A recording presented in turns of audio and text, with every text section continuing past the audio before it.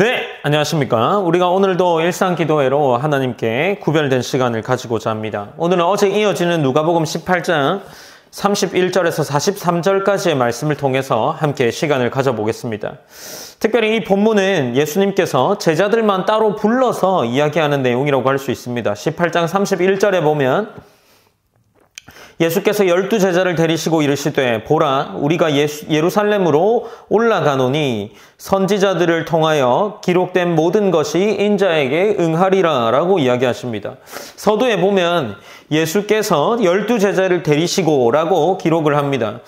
그들만 구별해서 말씀을 시작하는 거죠. 예수님은 이제 무엇이라고 합니까? 우리가 어디로 갑니까? 예루살렘으로 올라간다 라고 기록을 하고 있습니다. 우리가 어제 나눈 본문에 이 연결돼서 생각해보면 아마 제자들은 어떤 생각을 했을까요? 예수님께서는 베드로가 물어봅니다. 예수님, 우리가 모든 것을 다 버리고 주를 따랐습니다. 라고 이야기하니까 예수님이 어떻게 이야기했습니까? 너희는 그렇다. 너희에게는 현세에도 복이 있을 거고 내세에는 영생이 있을 거다라는 말씀을 하십니다. 그렇다면 이 본문을 통해서 생각해 볼 수 있는 것은 제자들이 만약 하나님의 말씀을 완벽하게 이해하지 않았다면 그들 나름대로 어떤 꿈을 꾸고 있었을지도 모릅니다. 내가 이제 예루살렘에 가면, 예루살렘이 어떤 지역입니까? 예루살렘 성전이 있던 지역이죠. 내가 예루살렘으로 가면 드디어 하나님이 나에게 무언가 일을 시키겠구나. 무언가 나에게 대단한 일이 일어날 것이구나. 어쩌면 예수님이 왕이 되시고 자기에게 어떤 귀한 직무를 맡기실 거다라는 그런 생각을 해볼 수 있겠죠. 그러나 어떻습니까?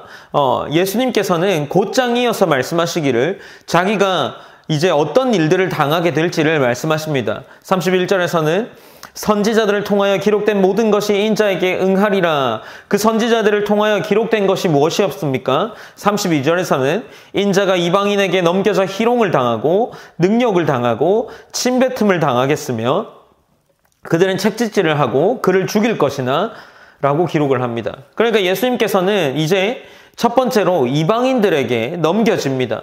이방인들에게 넘겨져서 희롱을 당합니다. 그리고 능욕을 당합니다. 침뱉음을 당합니다. 채찍질을 당하고 그 다음으로 죽임을 당하게 됩니다. 예수님은 그러한 일을 당할 것이라고 이야기를 하고 있습니다. 그러나 예수님께서는 그것으로 그치지 않고 자신이 다시 살아나 부활할 것이다 라는 것까지 이야기를 이어나가시죠. 그런 제자들은 어떻습니까? 본문은 이렇게 이야기합니다. 34절에서 제자들이 이것을 하나도 깨닫지 못하였으니 그 말씀이 감치였으므로 그들이 그 이르신 바를 알지 못하였더라 라고 기록합니다. 제자들의 영적 무지를 강조하고 있는 거죠. 예수님은 자신의 사역이 무엇인지를 이야기했지만 여전히 제자들은 예수님이 하시는 말을 이해하지 못하고 있습니다. 이와는 반대로 한 사건이 등장을 하는데 이제 예루살렘으로 가는 길가에 계속해서 나오는 사건들입니다. 예수님이 제자들과 함께 여리고라는 곳에 당도했고 이 여리고는 예루살렘 지역으로 올라갈 때의 초입이라고 해당할 수 있는 지역입니다. 여리고는 지리상으로 그런 곳이었고 이제 예루살렘에 가기 위해서 여리고에 당도한 예수님과 제자들이 한 사람을 마주하게 됩니다. 아마 많은 사람들이 있었겠죠. 그러나 한 사람의 이 말씀은 초점을 두고 기록합니다. 35절에서는 여리고에 가까이 가셨을 때 한 맹인이 길가에 앉아 구걸하다가 라고 기록을 하고 있죠. 아마도 예수님께서 명절에 가까워서 예루살렘에 당도할 것을 생각해보면 예루살렘으로 가고 있던 사람은 예수님뿐만 아니라 상당히 많은 순례자가 있었을 것으로 생각해 볼 수 있습니다. 예루살렘으로는 명절마다 유대인들이 많이 방문했기 때문이죠. 그렇다면 맹인이 구걸하고 있는데 짐작해 보건대 맹인뿐만 아니라 또 다른 구걸을 하는 사람이 있었으리라 짐작할 수 있겠죠. 어쩌면 맹인 이외에도 더 많은 사람들, 이 구걸하는 중이었을지도 모릅니다. 그러나 이 예수님을 향해서 소리친 사람은 단 한 명뿐이라는 것을 오늘 본문이 이야기하고 있습니다. 아마 이 맹인은 볼 수 없었기에 웅성웅성하는 소리에 주변의 사람들에게 물어봤을 겁니다. 지금 누가 왔냐? 왜 이렇게 웅성웅성하냐? 뭐 이러한 말들을 물어봤겠죠. 그리고 맹인에게 누군가 예수라는 사람이 지나간다라고 이야기를 해줬을 거고, 맹인은 뭐 어떤 방식으로 들었든 간에 그 당시에 소문이 자자했던 예수님에 대해서 들었으리라고 생각해 봅니다. 그래서 예수님을 향해서 소리쳤겠죠. 예수님을 향하여서 무엇이라 소리칩니까? 37절에서 그들이 나사렛 예수가 지나간다 하니 38절입니다. 맹인이 외쳐 이르되 다윗의 자손 예수여 나를 불쌍히 여기소서라고 외칩니다. 이 외치는 모습 속에서 사람들이 무엇이라 기록합니까? 앞서가는 자들이 그를 꾸짖어 잠잠하라 하되 라고 이야기를 하고 있습니다. 그러나 예수님께서는 무엇이라고 이야기합니까? 머물러 서서 명하여 데려오라 라고 말씀하십니다. 그리고 데려온 이후에 무엇이라고 이야기합니까? 네가 무엇을 원하느냐 라고 하셨고, 이 맹인은 내가 보기를 원합니다 라고 이야기를 합니다. 그리고 맹인은 보게 되었고, 이 보는 이후에 예수님이 이렇게 말씀하시죠. 보라 내 믿음이 너를 구원하였느니라 라고 이야기하시고 곧 보게 되어 하나님께 영광을 돌리는 장면이 기록되어 있습니다. 우리는 여러 가지 생각해 볼 수 있겠지만 우선은 제자라는 사람들과 이제 이 맹인이라는 사람이 다른 태도를 보이고 있다는 겁니다. 이 맹인이 외치는 다윗의 자손 예수여 라는 말은 어떤 의미일까요? 어떻게 그가 믿음으로 다윗의 자손 예수여라고 고백했는지 모르겠지만 이 다윗의 자손이라는 것은 메시아를 의미하는 단어의 표현이기도 하죠. 그러니 메시아를 외치는 이 맹인에게는 예수님이 그가 구원할 수 있는 사람이라는 것을 알았다라는 겁니다. 예수님은 제자들에게 계속해서 보여주지만 제자들은 그저 영적인 무지의 상태를 보이고 있을 뿐이죠. 그러나 맹인은 달랐다라는 겁니다. 그리고 맹인에게 예수님은 공개적으로 무엇이라고 이야기합니까? 내 믿음이 너를 구원하였다라고 평가합니다. 그 맹인은 정말 예수님이 자신의 눈을 뜰 수 있게 할 것이라는 그 능력이 예수님에게 있었다라는 것을 믿었다라는 겁니다. 그러니 예수님께서 그에게 믿음이 너를 구원했다라는 그런 말과 선언을 해주시는 거겠죠. 믿음은 예수님의 정체성을 분명하게 아는 일이죠. 이 맹인은 이 제자들과 달리 다윗의 자손 예수여라고 외쳤습니다. 그리고 여기서 또 맹인을 통해서 한 가지 생각해 볼 수 있는 것이 무엇이냐면 우리가 어제 앞선 본문에서 어린아이를 이야기했습니다. 이 어린아이가 예수님께 다가올 때 이 제자들은 예수님께 어린아이가 다가오지 못하게 했습니다. 그리고 예수님은 그들을 다가오게 해주시면서 예수님이 이 어린아이와 같아야 자신에게 다가올 수 있다. 하나님 나라에 들어갈 수 있다라는 말을 하시죠. 우리가 어제 그 말을 통해서 무엇을 나누었습니까? 예수님께서 예수님을 의지할 만큼 연약한 자들, 예수님을 의지하지 않고는 구원받을 수 없는 자들을 이야기했다. 그런 자들을 하나님 나라에 들어갈 수 있다라고 이야기했지 않습니까? 마찬가지의 맥락 아니겠습니까? 맹인이 누구를 의지할 수밖에 없었습니까? 예수님을 의지할 수밖에 없었다는 겁니다. 제자들은 어땠습니까? 그들은 34절에서 말하기를 여전히 하나도 깨닫지 못한 상태였습니다. 그렇다면 예수님과 함께 예루살렘으로 갔을 때 그들 마음에 있었던 기대감은 무엇이었겠습니까? 다른 거죠. 예수님을 정말 의지하던 자들과 본인은 이제 예루살렘으로 들어가서 무언가 큰 일을 하게 될 것이다. 예수님은 왕이 되시고 자신은 무언가 다른 일을 하게 될 것이라는 그런 영적 무지의 상태에 여전히 빠져 예수님이 무엇을 말하는지 알지 못했던 거죠. 이것은 예수님과 가까이 있었던 물리적인 거리와 상관이 없었다라는 겁니다.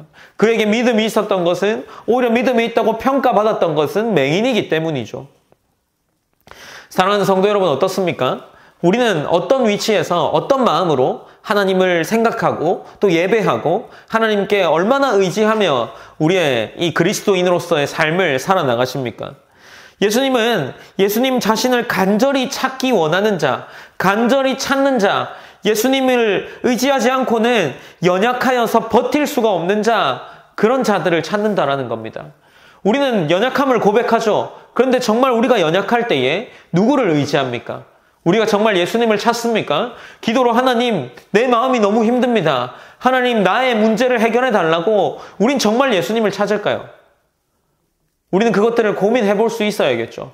우리는 늘 사람들을 의지합니다. 우리 눈앞에 보이는 것들, 우리 눈앞에 보이는 부모님, 혹은 친구, 혹은 배우자, 그런 자들을 의지합니다. 의지해야겠죠. 그러나 예수님이 말씀하시는 것이 무엇입니까? 우리의 진정한 의지해야 할 대상은 삼위 하나님 예수님이라는 겁니다. 우리가 그것을 기억해야 하지 않겠습니까? 맹인은 그런 의지함을 통해서 네가 믿음이 있어 구원을 받았다라는 평가를 받게 된다라는 거죠.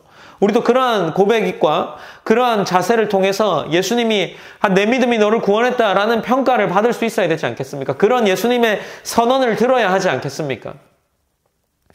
우리 삶 속에 많은 문제가 있다면 우리가 정말 의지해야 할 대상은 예수님입니다. 어쩌면 우리 가운데 고민과 수많은 그런 문제들이 해결되지 않는 것은 우리가 정말 예수님을 의지하지 않았기 때문은 아닐까요? 우리의 삶을 정말 깊이 있게 들여다보시길 바랍니다. 우리의 마음을 정말 깊이 있게 들여다보시길 바랍니다. 예수님이 찾으시는 것이 무엇이고 예수님이 원하시는 것이 무엇인지를 말이죠. 우린 영적으로 예수님께 갈급해야 합니다. 예수님을 찾아야 하고 예수님이 아니고서는 안 된다는 고백이 정말 나와야 합니다. 우리가 어린아이와 같이 예수님을 의지해야 한다는 거죠.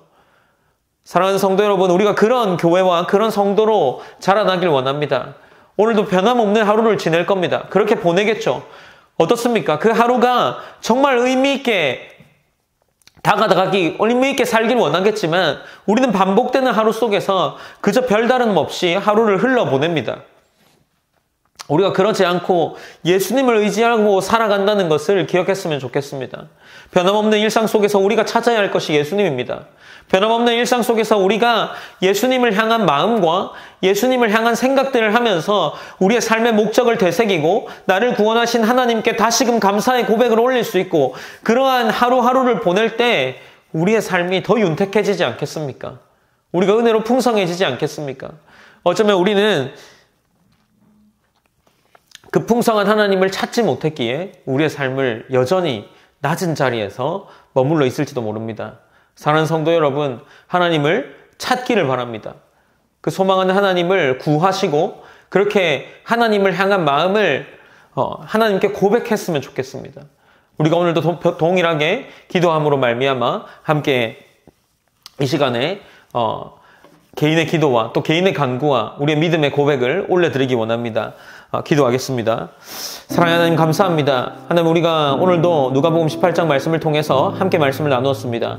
이 말씀 통해서 하나님께서 또 우리에게 주시는 수많은 은혜들을 누리게 하시고 하나님 우리가 함께 나누었던 것처럼 이 어린아이와 같이 또한 맹인과 같이 예수님을 진정으로 의지하고 간절히 원해서 우리가 하나님께 내 믿음이 너를 구원하였다라는 선언을 들을 수 있는 그런 하나님의 자녀로 성장해 갈 수 있도록 하나님 인도하여 주시옵소서. 변함없는 하루 속에서 우리가 하나님을 갈망하고 은혜를 누림으로 말미암아 우리의 삶의 목적과 하나님께서 주시는 그 은혜들을 더 하루하루 가운데 경험하며 나아갈 수 있는 하나님 귀한 성도들 될 수 있도록 인도하여 주시옵소서. 동일하게 교회를 통해서도 마찬가지입니다. 이 교회가 하나님 닮아가는 교회 되게 하시고 하나님 원하시는 교회로 성장하게 하시고 하나님 이제 이 교회가 서갈 때에 하나님 말씀 앞에서 하나님 의지하며 서갈 수 있도록 우리 모두를 하나님 붙잡아 주시고 인도하여 주시옵소서. 하나님께서 오늘 하루도 또한 내일도 우리의 삶에 늘 하나님의 은혜를 풍성히 누릴 수 있도록 인도하여 주시고 붙잡아 주시옵소서. 살아계신 예수님의 이름으로 기도드립니다. 아멘.